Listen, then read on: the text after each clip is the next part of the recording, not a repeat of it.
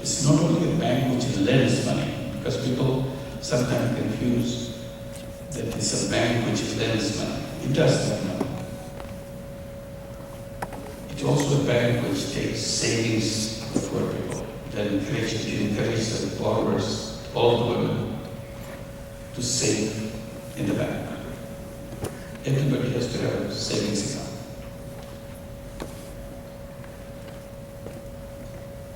All the money inside takes the deposits as well as the money. Something very interesting happened this year with the bank. Borrowers save money, so that's part of the deposit. So this is a deposit that we use along with the other deposits to give loans to the poor people. Today we lend out about $1.5 billion a year. So from $27, we came to $1.5 billion.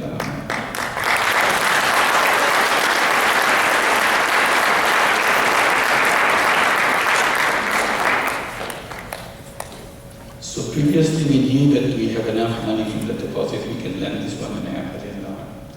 This year something significant happened. We were not even. So we made sure every child was school. And we succeeded in it. Today every single child of Brahmin families are in school. And we give them education loan in the states, in the universities. And many of the students coming from Brahmin families, those all were from the start with $27 for fees. So it makes a big transformation in the family. While I was doing that, one thing I kept on insisting, and I still keep on insisting, because when I see the families, I can say that poverty is not created by poor people. Poverty is created by the system that we create around ourselves. So poverty is something is imposed on people, not it is generated by the people. So that makes all the thing different. When we see that it is coming from outside, in trying to just slightly improve their life. And that power is something unmistakable in every one of them. I got into controversy when it was getting bigger and bigger. Controversy that microcredit, by this time we coined a new word called microcredit because that word didn't exist before. We had to describe what we do. So we said it's a tiny loan, microcredit. The controversy was microcredit can work with the smart ideas. I resisted that. My position, I made it very clear. I said all human beings are entrepreneurs, no exception. Simply, we build a society which doesn't encourage entrepreneurship. It does the opposite. We build a system where entrepreneurship is not on the table. So these women are demonstrating, coming from the bottommost part of the world, how entrepreneurial a person can be. That I must address this. One of the first problems that we saw was the night blindness in the children, lack of vitamin A. So we started encouraging our borrowers to grow vegetable and feed the children with vegetables so that they can overcome the vitamin A deficiency. So we started selling seeds, put seeds of all varieties of vegetables, made it 1 penny packet. All packets are 1 penny, containing different seeds. different quantity of seeds depending on the price of seeds. As Grameen Bank grew, our seed business grew. We make it a separate business so that it doesn't cost anything to the poor people. It doesn't become a burden to the bank, it's an extra cost. And gradually, night blindness disappeared. So we're very happy that you could do something. We are not doctors, we are not a medical. You see, people go everywhere. They don't have the tree. That's how village life is all about. There's no question. And then it became very tough on that issue. I made a decision, let them know, that if you want to join Grameen Bank, you have to dig a hole and use it as a tree. Initially, everybody resisted, oh, what is this? What that thing got to do with the loan? I said, that's our goal. If you want to come and join Grameen Bank, this is the first eligibility condition. And we became very serious. Gradually, people started yielding to that. Before they come, they dig a hole and say, do you have a use it? Yes, we got to use it. And now there is a spreading, Grameen Bank ideas are spreading. People who are interested to join Grameen Bank are advised by the old borrowers to say, oh, if you want to join Grameen Bank, you better dig a hole, otherwise they will not talk to you. So again, it became a habit for me. Then we started giving a loan, sanitary latrine loan, water seal latrine. Make it very cheap, we produce it in the locality and then sell it to them because Grameen Bank gives them the loan. So being a Grameen Bank, borrower became a synonym that you have to have a sanitary latrine now. So all the 8.5 million borrowers we're talking about, all of them have sanitary latrines. We don't have it. Because it is really a torture to the women not to have a latrine. Men can go out anytime they want, they don't care. But women have to wait until the darkness of the night. So the moment they saw that this is coming, they are the one who started campaigning for we must have a sanitary latrine. So today sanitation in Bangladesh is not a big problem like any other country that you will see. So it's almost becoming universal that everybody has sanitary latrine. So I did a lot of these things. Each one tried to do it in a way which becomes sustainable. Every time I see a problem, I create a business to solve it.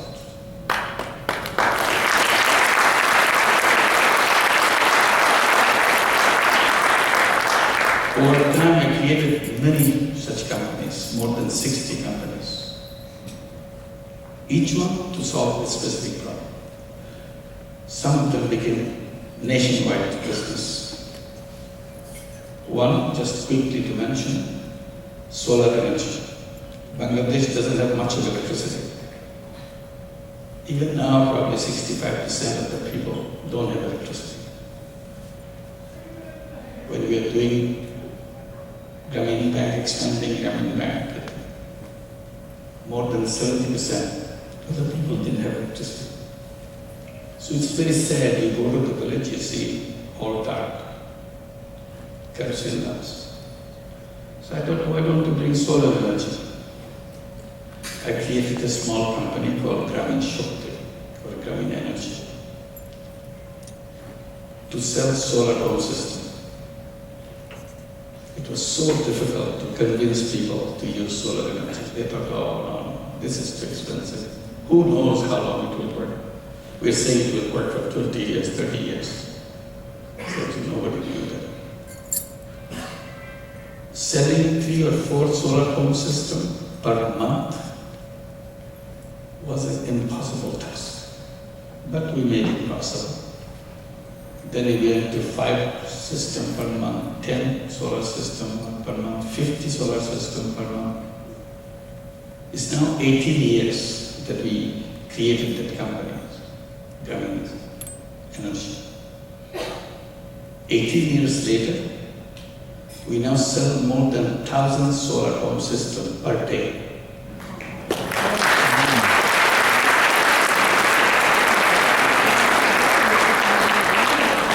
We have 1.5 million homes in Bangladesh.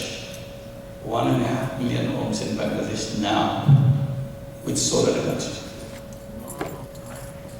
And it became so popular, many other businesses, NGOs, companies came forward to do the same thing because everybody likes it.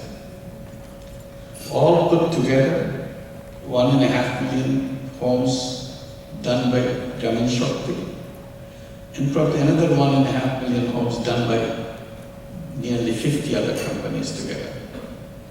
Today, 3 million homes are with solar energy. How long it will take to do another 1.5 million by solar Grameen energy? It will take less than 3 years because the speed is so high now. Why did I create all these companies? Was I trying to make money for myself? That was never the intention at any time. My focus was to solve the problem that I see in front of me without having any idea of making money for myself. And people ask, why do you create companies if you're not making profit? Because you're supposed to make profit. I said, can you force me to do profit for myself? If I decide not to take profit for myself, how can you force me? It's my decision. Company makes profit, profit stays with the company. Because I decided to create the company to solve the problem. So out of this controversy, then I had to explain that this is a new category of business which I call social business. So that's the word social business came. I define it by saying non-dividend company to solve human problems. Why is it important? Again, I said things that we do creates problem for people. Poverty, income difference, and so on. Because in our economic theory, human beings are interpreted in a very wrong way. Theoreticians assumed all human beings are just money makers, money chasers. Money has become a passion with them, an addiction with them. I said, it doesn't feel right to me. I said, human beings to begin with are not money-making robots. Human beings are very creative beings, the robot category. But today, theory has made us into robots. All we do, whatever creative power we have, we use just for making money. And we focus on our selfishness. That's the only quality we need to be an economic man, selfishness. We disregard every other aspect that we have inside us. I said, yes, human beings are selfish. This is part of human being. But at the same time, they're selfless. The business world doesn't recognize the selflessness. I said, that's where we go wrong. That's why we created all the problems. Why don't we create business on selflessness? People ask, what kind of business is that? That's what I said, I created it. These are based on selflessness. You are not interested in yourself. Then, many people became interested. Some large companies became interested to do social business. That was unexpected. I didn't expect it. First one came, Danone, a French company. I think in the US they call it Danone, yogurt company. So with Danone, we created a joint venture to address the problem of malnutrition among the children. Bangladeshi children, almost half of them are malnutrition, 48% malnutrition. So we wanted to see if we can address this malnutrition in a business way, social business way. Danone was very enthusiastic about it, so we created a business and produced a very special kind of yogurt. Put all the micronutrients which are missing in the children into the yogurt. Make it very cheap. Once you get rid of the idea of making money, suddenly you see your cost calculations come down. Very quickly. It becomes very cheap. Then we wanted to make it attractive to the children. If you put so many micronutrients in a small cup of yogurt, naturally it will taste very ugly. But the Danone knew how to manipulate the taste. The suppressed ugly taste made it a very delicious tasting yogurt. Children love it. Today it's a popular yogurt in Bangladesh. Children eat it in the villages. We make sure it goes to the poor families. We sell in the urban market as well as we sell in the rural market. Not in the market in that sense, but rural households at the household. So we now create many such social businesses. We work in Haiti, and we have several social businesses in Haiti. Unemployment. Oh, we are so happy we are only 4%. What do you mean 4% unemployment? 1% is too big. Why any human being be unemployed? Because unemployment is imposed by the system, just like the poverty. It's not in the human being. I said, can a system trash? Can a system punish human being? Shouldn't it be the other way? Human beings should be punishing the system which doesn't work for them. I said, what kind of system? Entrepreneurship is inbuilt in me, it's in the DNA of me. I keep reminding young people, I said, do you think when we were in the caves, we are sending job applications from cave number 1 to cave number 5? We didn't.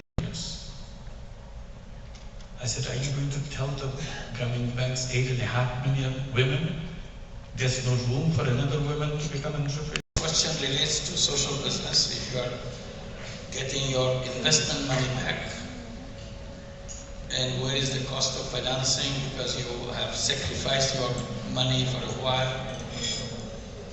Only thing you get your money back, but no return on the money. How does it work? Why should anybody do such a thing? Pay away money. It's a very common thing, charity. They don't ask, what is the cost of fund for me? You have to give me the cost of money. They don't say that. They just give the money. You do it all the time. Everybody around the world does it every time. So to say people will not invest money to create a company which solves a problem and gives your money back, they will say, no, give me some more money.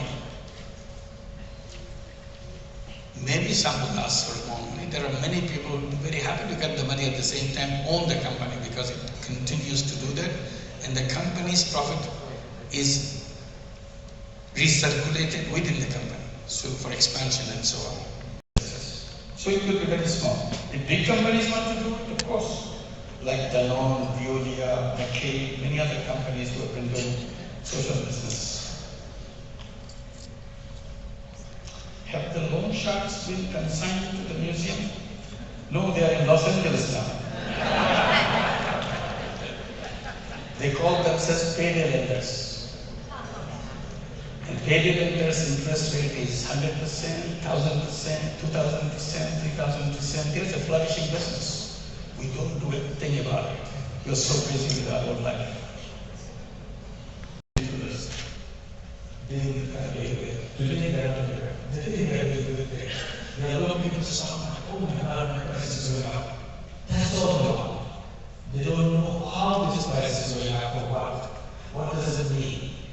Because the stock market doesn't have profit market must be there, but it should be far reaching oriented rather than transient one as we see now.